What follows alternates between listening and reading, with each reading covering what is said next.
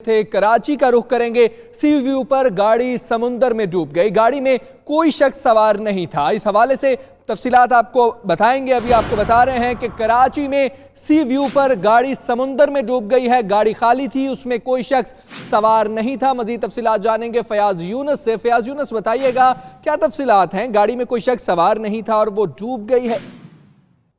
देखिए, ये सी व्यू का मकाम है जहां पर रात एक शख्स अपनी गाड़ी में आया और समंदर के अंदर इस गाड़ी को ले गया।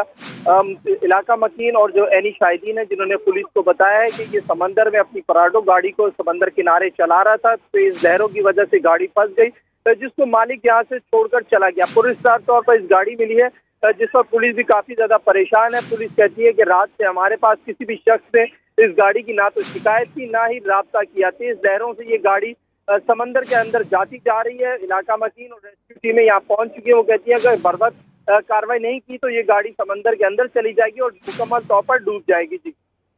जी, गाड़ी में कोई शख्स सवार नहीं था। फयाज यूनुस, आपका बहुत शुक्रिया।